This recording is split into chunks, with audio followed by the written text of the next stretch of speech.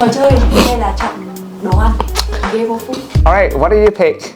On my count. 1, 2, 3, games. Chết rồi, bị ok. Bị Ashine và Huyền rồi. Why? Because you don't have highlighter. Country is black. It is. Which is flag? Pakistan. No. I don't know. Nào, cho 5 giây nào đếm ngược nào. Never seen that It is before. something that ends with a stung. 4, Afghan. 3. Gợi ý nhá. Iran. Trời đất ơi, tự nhiên cái tôi tỉnh lại đèn luôn. Tự nhiên tôi hết hồn rồi. Qatar. No, not Qatar. UAE. Nhìn ký tự. Oman. Nhìn ký tự. What? Nhìn ký tự. Nghĩ đi. Cái gì Ả Rập à? Cái gì? That's not a Cái country. gì? Đó là tiếng Anh. Cái gì nhỉ? Vương có tiểu cái gì các tiểu có That's thể. UAE. I don't know. No, không phải UAE. Thật sự luôn á. Anh có biết không? Không. Come back later. Không biết luôn á. Không biết luôn. Oman. Không phải Oman. Châu gì? Châu gì? À, châu Á đúng không? Saudi Arabia. Ả Rập Xê Út. Thôi được rồi, chúng ta có được chữ Ả Rập anh ạ. Memphis. Peru. Wait, oh yes, it's Peru. Trời ơi, xịn vậy, siêu vậy. That's a lion. That's 10 giây để lên 4 cái thứ một bài. Mango, you're gonna go with fruit.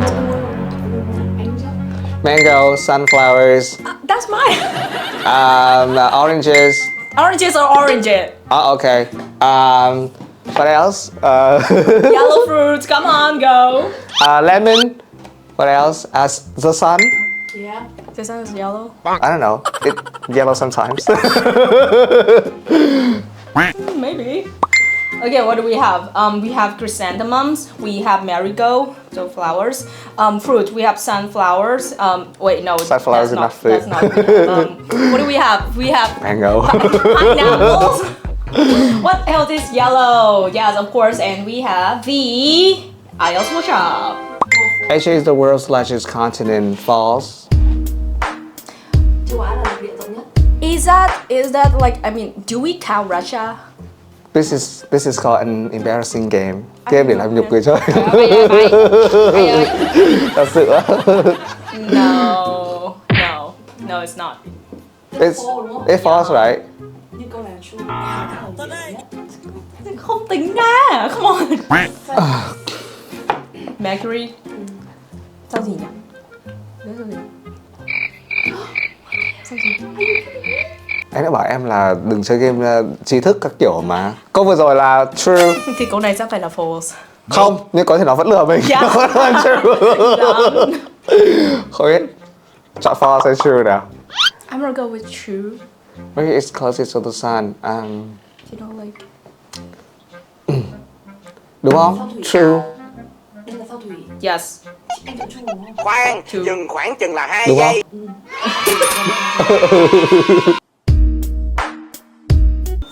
Đó là từ gì? Your là kiểu you are hay là your? Wait. Perfect. Baby, I'm perfect for you. And if you that's perfect by One Direction. You look perfect tonight. That's it. What song is đấy là, that? What song đấy là is that? bài đám cưới. Kiểu anh không đi đám cưới à? Đám cưới nào người ta cũng bật bài này. Đám cưới anh ấy chắc chắn cũng có bài này. Come on. Are you sure? Yes. Okay, next. Until. It feel like nobody else. Cái gì đúng không? Đúng không? Cái gì nhỉ? Until you love me. Thôi được rồi, anh hát Feels lại. like nobody Until else. you- Đúng không? Đây. Đúng không? Tinh Tinh. Cố lên Huyền. Căng vậy? Em ơi, cái chỗ mà anh ngắt vừa đấy em có thể lồng nhạc vào không? lồng nhạc phải không?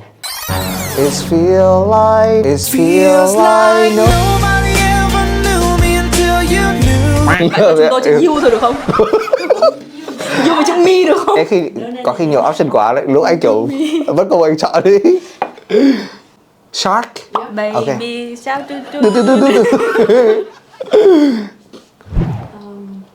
Like a Sea Full of Shark by Nicki Minaj, Fly, Rihanna. Ken. The sun goes down, the sun comes out. And all like how Chứ không phải game đâu. with here right now, my universe would be the. I'm glad you came. I'm glad you came. Okay. What's that song? I'm glad you came by nhóm nhạc nào nhỉ? The Wanted. The Wanted. Đúng rồi. Next. Umbrella. Umbrella. You're standing under my umbrella. Ella.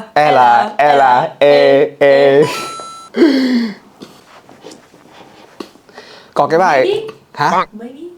Maybe á? Kiểu đầu mình blank quá, mình lấy chữ blank thôi được không? Ừ. Lại để hát blank space của Taylor Swift đúng không? Maybe à? Không biết. Không được.